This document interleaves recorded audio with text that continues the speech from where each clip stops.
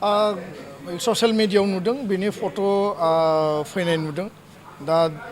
आर'नायानो जा बा नोङो असमियानि बिहु गामसायानो जा बा सोरबा सेलें सादर लायो बा बेखौ गुबुन गुबुन माहारिया गावबा गाव माने बेबायदि फालि गामसा बा हारिनि मोनसे सिनायथिनि नेरसोन दङ आरो आर'नाया जिहेतु GI टेग मोनबाय दा बेखौ मुलुगनां गासै लेभेलाव दिनै आर'नाया अनसायजादों मुलुगनि मानसिफोरा बेखौ बर' हारिनि आर'नाइ होननानै दिनै सिनायबाय दा बे आर'नाइनि गुबै जि आइडेन्टिटि आर'नाइनि जि गुबै जि बिनि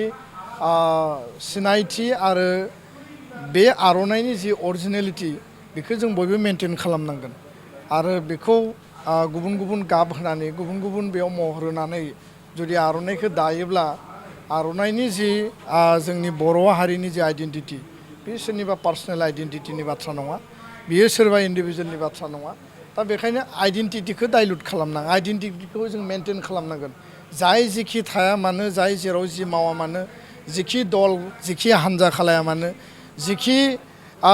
माने आदर्शनि बेक्ति जाया मानो आर'नाइया आर'नाइ हिसाबै हारिनि आइडेन्टिटिखौ लानानै जोङो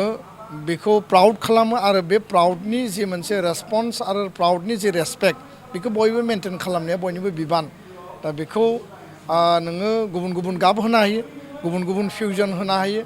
नाथाय फिउजन खालामनाय लोगो लोगो गाब होनाय लोगो लोगो गुबुन गुबुन बेयाव आगर आरो महर होनाय लोगो लोगो बे आर'नाइ जानानै थानाय नङा बेयो मोनसे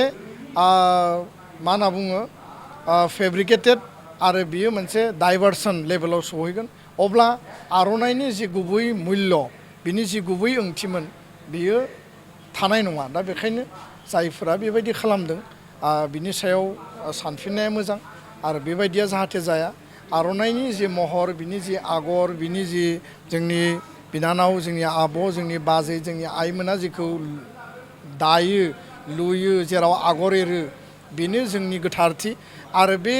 माने ट्रुथ आरो बे जि रेसपेक्टनि जि मोनसे आइडेन्टिटि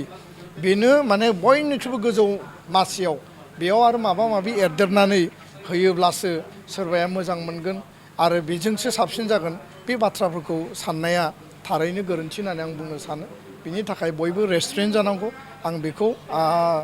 माने खोब माने मोजां आरो गोसो गोरबोजों आं खावलायदों